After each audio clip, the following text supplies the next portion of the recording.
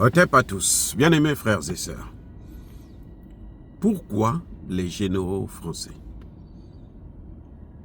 s'opposent à la décision du président Bassirou Diomaye Faye d'expulser les militaires français du sol sénégalais?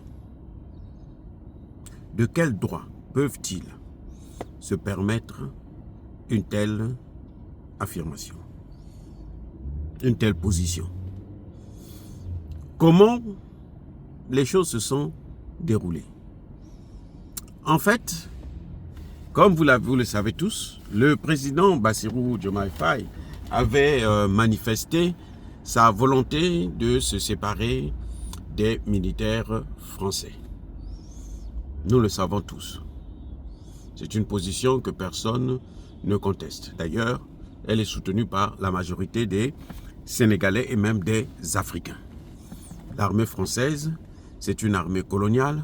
Leur présence en Afrique, quel que soit le pays, Sénégal, Djibouti, Tchad, Mali et autres, c'est un signe de colonisation. Donc, le président Bassirou, sur ce point particulier, moi je le soutiens. Mais pourvu qu'il aille jusqu'au bout, pour qu'il exécute sa décision. Alors, quelque temps après, ce sont des journalistes français qui vont aller voir les journalistes, plutôt les généraux sénégalais, pour leur dire, mais est-ce que vous êtes d'accord avec la décision du président Bassirou? Les journalistes n'ont pas allé demander l'avis des généraux. Ce n'est pas leur problème. Ce n'est pas le problème des généraux. On a posé la question au président. C'est le président qui a été élu, ce n'est pas les généraux qui ont été élus. Le président a donné sa position, ça suffit. 2, il y a une chose qu'il faudrait comprendre. Ces généraux, parfois, ils ont fait un peu de diplomatie, même si ce n'est pas le rôle des généraux. Mais faire croire aux gens que c'est bien, ce n'est pas un problème, ou bien nous on n'est pas d'accord, alors qu'au fond ils sont d'accord. Ici aux États-Unis, les gens ont toujours menti comme ça. Vous n'allez jamais aller à un entretien aux États-Unis où on vous dit après l'entretien, on vous dit que vous avez échoué à l'entretien. Ce n'est pas possible. À moins que ce ne soit pas un Américain. Un vrai Américain, de souche, qu'il soit blanc, qu'il soit noir. Il vous dira, monsieur, madame, allez-y chez vous, on vous appellera. On vous répondra par écrit. Et c'est à ce moment-là maintenant qu'ils décident, ils prennent position.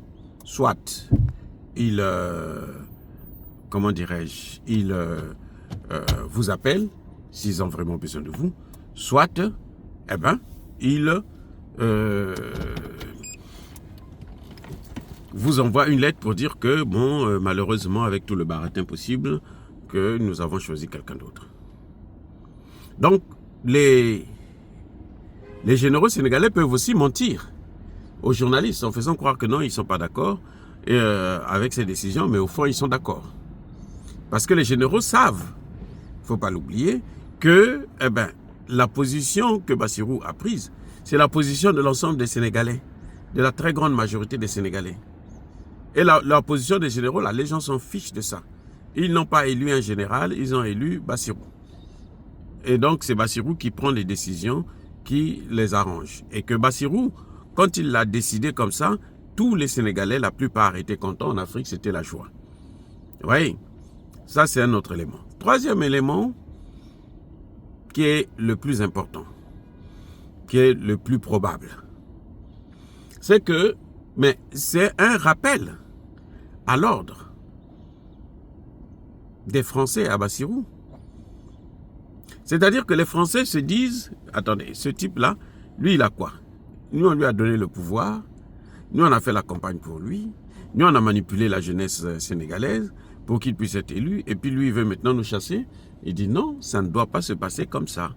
Ça ne doit pas se faire ainsi. Nous avons le dernier mot, c'est nous qui décidons. Et nous ne devrons pas partir parce que lui, on n'a pas mis là pour nous faire partir. Vous avez vu que Bassirou a changé de position la rupture dont il parlait là, il ne l'a pas fait. Il a plutôt renforcé les liens avec la France. Donc, il y a un problème là que nous devrons comprendre. C'est que, en fait, Bassirou, je vous ai déjà dit que Sonko est un homme de la France-Afrique des mondialistes, notamment des Américains. Il a été placé là au pouvoir, pas pour faire ce qu'il entend de faire. Ce que vous avez vu là, c'est ce qu'on appelle rappel. Vous savez, quand vous avez pris un vaccin, à un certain moment, la science ou les médecins estiment que le vaccin n'a plus d'effet. Donc, il faut faire un rappel pour renforcer votre immunité, pour que vous puissiez toujours être protégé.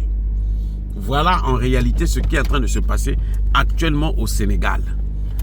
Ce n'est pas que les généraux sont vraiment contre, mais c'est un avertissement qu'on donne à Bassirou et Sonko pour dire que si vous ne faites pas ce que nous vous demandons, si vous insistez sur des sujets comme ceux-là, nous, ce que nous avons mis là, c'est pour ramener l'AES à la CEDEAO. C'est votre première mission, votre mission principale. Et jusque-là, vous êtes en train d'échouer. Nous, on veut que vous puissiez renforcer cette position. Mais si vous continuez comme ça à nous nuire, à nuire à nos intérêts, eh bien, ces généraux que vous avez entendu parler là, nous, on va leur demander de vous enlever de là, c'est-à-dire de faire un coup d'État, comme ils l'ont toujours fait en Afrique. Quand la position française n'est pas respectée, hein, quand il y a un gouvernement qui conteste, qui bloque leurs intérêts, ce qu'ils font, c'est qu'ils prennent un autre ressortissant de votre pays et ils font un coup d'État. Eh oui. Quand Marien Ngouabi au Congo-Brazzaville voulait changer et modifier les accords de pétrole avec la France, eh ben, le jour même parce que Ngouabi avait envoyé son ministre des hydrocarbures, un certain Rodolphe Adada, qui est actuellement ambassadeur du Congo en France, on l'avait envoyé pour aller discuter, négocier les nouveaux accords. Ils ont négocié et le jour où ils devraient signer les accords, c'est à ce moment que c'est le même jour que Ngouabi a été assassiné. Et quand Adada revient pour la signature, on lui dit non, c'est pas la peine, puisqu'il est mort. Celui qui voulait les changements là, il est mort.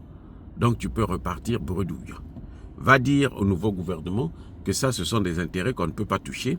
Quiconque va les toucher, nous allons le toucher. C'est ça qui est en train de se passer entre les généraux sénégalais et Bassirou Diomaye Faye et Ousmane Sonko. Ce n'est qu'un avertissement. Ce n'est pas autre chose. C'est pour dire à Bassirou que nous t'avons mis là pour faire notre travail, pour protéger nos intérêts. Je ne veux pas revenir sur les circonstances dans lesquelles ils ont été nommés. Vous voyez, c'est pour ça qu'ils ont même envoyé l'avocat de Sonko pour venir critiquer Bassirou. Donc, vous voyez, c'est la même chose. C'est-à-dire que les Français ne sont pas d'accord de partir. Eux qui disent que non, oh, nous, on peut partir, nous, ceci, nous, cela. Non, actuellement, Macron est en train de négocier avec le Nigeria, avec le Bénin, avec Djibouti, pour prendre les soldats qu'on va chasser de partout là, les amener dans les environs. Donc, ce sont des sans domicile fixe, comme disaient leurs fils. Leur allié, Masra, Succès Masra, eh ben, disait que c'est une armée sans domicile fixe. Oui, Macron se bat. Il est en train de les installer. Ceux qui quittent le Tchad, là, ceux qui sont en train de quitter le Tchad, là, ils ne vont pas en France, contrairement à ce qu'on nous a fait croire. Ils ne vont pas en France, mais ils vont au Nigeria, ils vont au Bénin, ils vont à Djibouti pour renforcer les rangs de l'armée française en Afrique. Soyez bénis, soyez abondamment bénis par le Dieu de Kémité, par nos ancêtres angélisés. Vive l'Afrique éternelle, j'ai dit et j'assume.